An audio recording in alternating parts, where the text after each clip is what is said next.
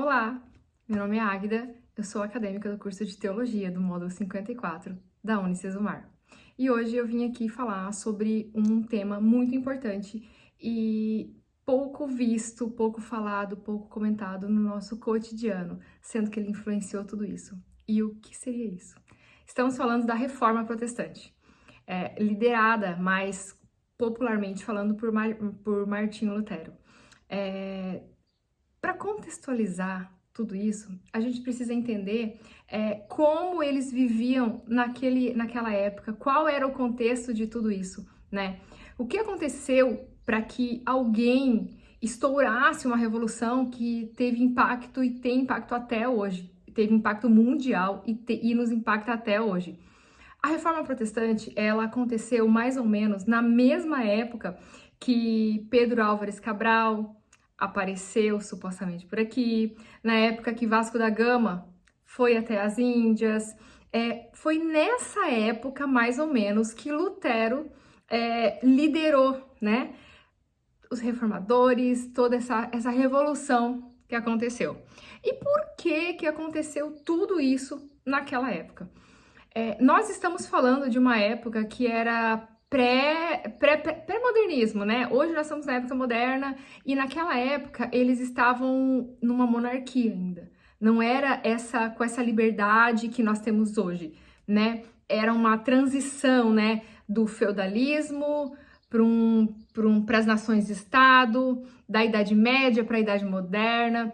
Então, tudo isso teve um impacto profundo na compreensão total desse assunto, né? Nessa época também um fato que é muito importante, que Gutenberg na Alemanha também teve foi onde foi inventada a imprensa, aquela forma mais rápida de imprimir e em quantidade, né? E isso foi fundamental para que toda a ideia da reforma se espalhasse na Europa inteira e depois mundo afora, né? E por quê? Por que isso aconteceu? Vamos começar falando por Martinho Lutero, né? Ele era um homem muito de uma família boa e o pai dele também tinha interesses que ele fosse estudar e tal. Ele não foi desde o início que ele se tornou um doutor em Bíblia, que ele se tornou um teólogo, que ele se tornou um estudioso da Bíblia. Mas ele tinha dentro de si sempre uma convicção, né? E vale lembrar também que a gente está falando que até 1500 todo mundo era cristão. Até 1500 todo mundo era cristão católico. Todo mundo, porque não tinha uma percepção de uma outra religião. Eles não tinham ideia que eles poderiam ser outras coisas a não ser católico, né? E isso aconteceu por quê? Porque naquela época o Papa não tinha uma divisão de governo, de igreja, estado, era tudo uma coisa só. E tudo era centralizado na pessoa do Papa. Então, assim, ele mandava e desmandava da forma que ele achava melhor. Tudo era baseado no que ele achava melhor e no seu próprio benefício, no próprio benefício da igreja. Então, tudo que acontecia era uma forma de trazer mais benefício para a igreja. Você entendeu? E nem sempre, quase nunca, era pensado no bem-estar de todos. Tanto que esse rompimento com a igreja, essa crítica toda à igreja, só foi levado a sério porque ela principalmente veio de dentro, né? Ela não era uma coisa assim sendo criticada de fora, não era alguém de fora criticando a igreja, era alguém de dentro, era alguém que conhecia muito bem como estava funcionando as coisas ali. E isso é muito importante, por quê? Porque para você criticar um sistema, você tem que conhecer muito bem desse sistema, porque senão a sua crítica ela não é levada a sério. Então, o que aconteceu? Naquele começo, ele sempre tinha uma inquietação dentro dele em relação à salvação. Ele sempre teve isso dentro dele.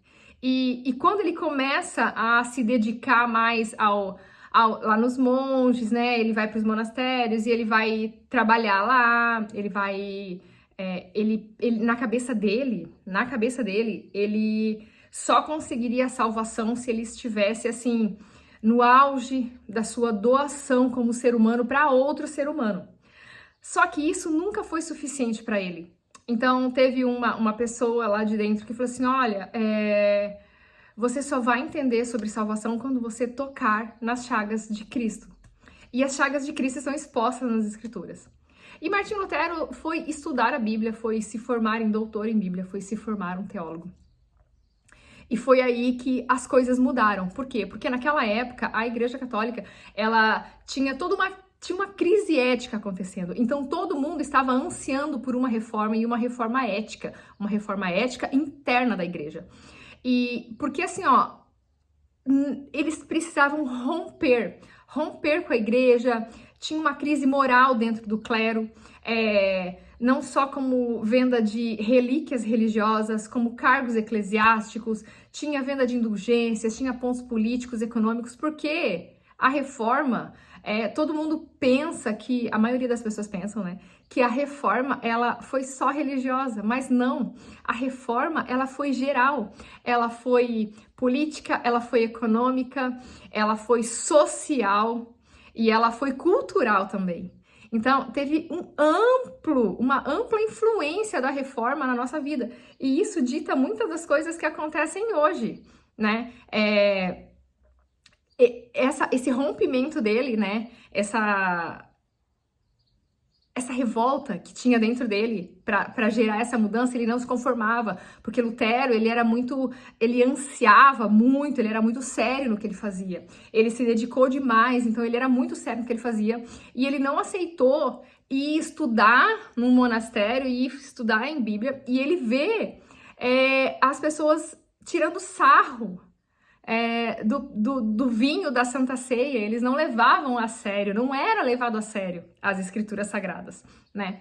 E depois que ele começa a estudar, ele começa a perceber tudo isso. Ele começa a dizer, não, tem alguma coisa errada aí, e nós temos que parar com isso, né? Eram vendidos... Aí por que era vendido relíquias sagradas? Por quê? Porque o Papa precisava de dinheiro para as guerras políticas, para a construção de igrejas, para a construção de castelos, né? Era um poder econômico, ele queria ter esse controle da economia, né? Porque até então era uma coisa só, até então era o Papa que mandava geral, mandava em tudo. Então isso explica o porquê que também teve muitos adeptos da reforma. Porque assim, ó, você imagina que até então você era obrigado, você trabalhava, você era um trabalhador do campo, você era obrigado a dar o seu imposto, a dar mais da metade do seu dinheiro, mais da metade da sua colheita para o Papa, e você era obrigado, você ficava com o que sobrava. E depois disso, depois dessa separação, depois dessa divisão, as pessoas poderiam ter autonomia, elas tinham autonomia para escolher o que era melhor, para ela poder ela escolhia o que ela poderia fazer com o dinheiro dela, com o lucro dela, com a colheita dela. Então isso foi muito importante para as pessoas daquela época, né? Então, a partir desse momento, a partir do momento em que Martinho Lutero entende que essa prática religiosa era errada, que eles estavam tendo práticas religiosas erradas, que eles estavam tendo uma vida errada, eticamente falando, diante do que a Bíblia dizia que era para ser certo, Martinho Lutero escreve 95 teses, e em 1517 ali, né, ele vai lá e prega essas 95 teses, prega literalmente e prega verbalmente, falando para as pessoas. E isso vai sendo espalhado, um vai pregando para o outro vai passando, muitas pessoas copiaram aquelas teses que estavam escritas ali na porta da igreja, e isso Gutenberg ajudou muito, porque a imprensa foi multiplicando todo essa fala de Lutero, né? E as pessoas, naquela época, elas não tinham noção de que elas crendo na salvação, elas estavam salvas. Porque a Igreja Católica nunca deixou que elas tivessem essa salvação como uma certeza dentro de si. Eles gostavam de deixar as pessoas na dúvida de que se você é salvo ou não, na dúvida se você está fazendo certo ou não. Eles sempre queriam intervir, né? Vender não só indulgências, mas como relíquias sagradas, os cargos religiosos. Por quê? Porque tinha toda uma rivalidade de poder, tinha pontos políticos e econômicos ali. E isso levou as pessoas a romperem, porque eles não queriam mais isso, né? E a relevância disso tudo para nós hoje é muito importante. Por quê? Porque hoje nós temos uma pluralidade religiosa, nós temos a centralidade das escrituras, a valorização do sacerdócio universal, né? O crescimento do cristianismo mundo afora, do evangelismo. Então, foi uma reforma que até hoje ela mexe conosco, ela tem toda uma relevância hoje. Agora, voltando, depois que Lutero, ele pregou as suas 95 teses ali, né, ele é convidado a se retratar disso. Aí a praça pública, o Papa escreve uma carta para ele mandando: olha, você tem que se retratar, você tem que retirar o que você disse, porque isso está causando uma revolta. E ele fala que não, eu não vou me retratar, a menos que eu seja convencido pelas escrituras. Então, assim, ele usou das próprias escrituras. Então, não tinha como alguém dizer que ele estava errado, né? E foi mais ou menos nessa época, que era a época do imperador Carlos V, um homem de muita influência. Só que ele também ficou, assim, com o pé atrás para mandar fazer alguma coisa, para mandar matar Lutero naquele momento ali, porque ele já estava, assim, muito conhecido, muito famoso, ia ficar muito feio, né, por assim dizer, ele mandar matar Lutero, mandar matar Martinho Lutero naquela época. Então, o que ele faz? Ele pega Martinho Lutero e leva ele para um castelo e prende ele lá e deixa ele preso. E foi nesse momento de prisão que ele simplesmente traduz a Bíblia do latim para o alemão. E isso foi revolucionário, né? Ele foi julgado, né, por eles chamam de dieta de Worms, que ele foi julgado, né, onde ele deveria ter se retratado também, deveria ter falado: não, eu fiz alguma coisa errada, e ele realmente não faz nada disso, né, ele prefere ser julgado, que Deus me ajude, mas eu não volto atrás. Então ele vai ficar exilado num castelo, e é onde ele traduz a Bíblia, né. Ali ele mostra que nós podemos ter a Bíblia como fonte da nossa salvação. Nós podemos crer naquilo que está escrito. E hoje em dia, apesar de ter passado tantos e tantos anos, não é incomum nós vermos as mesmas práticas dentro de igrejas tão contemporâneas como a que nós temos hoje. Não é incomum você ver pessoas negligenciando o sacerdócio de todo crente, né? Não é incomum você ver pessoas se colocando entre o ser humano e Deus, como se fosse o intermediador. Então é muito importante nós termos conhecimento como igreja do que foi esse movimento e do que gerou tudo isso, para que a gente ainda consiga manter a chama da reforma viva e não deixar ela morrer, mesmo depois de tantos anos, né? Nós temos o movimento da reforma, ela foi extremamente relevante na prática religiosa, no pluralismo religioso, na centralidade das escrituras, na valorização do sacerdócio de todo crente. Mas também não só isso. Por quê? Porque, como eu falei no início, a reforma, ela não foi só religiosa. Ela foi social, ela foi política e ela foi cultural. São em todos esses campos. No campo social, ela promoveu a alfabetização em massa. As pessoas foram alfabetizadas. Ela teve a ética do trabalho foi mudado, né? E isso influencia até hoje a forma com que o povo lidava com o dinheiro, com o trabalho foi mudado, né? Temos Max Weber aí no meio, que também deu a sua contribuição, e muito, né, um sociólogo que deu a sua contribuição enorme para esse tema.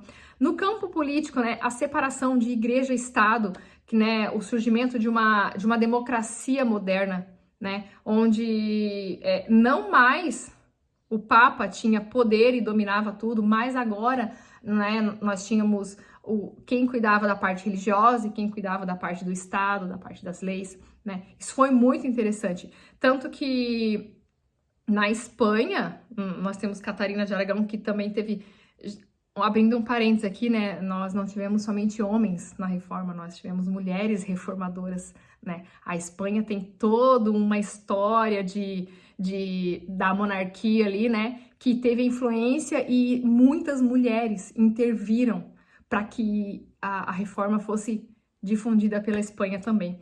No campo cultural, né, o individualismo, a ênfase de que a relação com Deus ela é pessoal, ela não precisa de outra pessoa para intermediar, né? A reforma abriu caminho para esse mundo, para um mundo diverso, para um pluralismo religioso e com tolerância, né?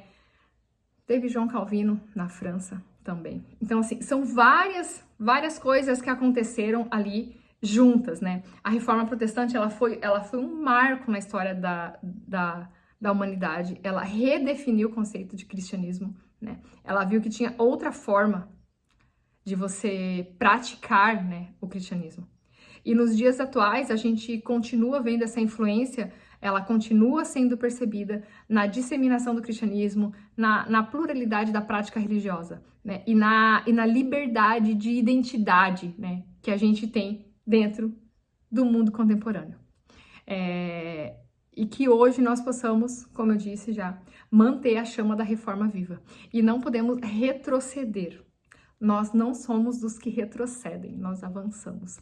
E não retroceder significa não aceitar que o homem interfira no nosso relacionamento com Deus a ponto de colocar um mediador e anular o sacerdócio de todo crente. É isso.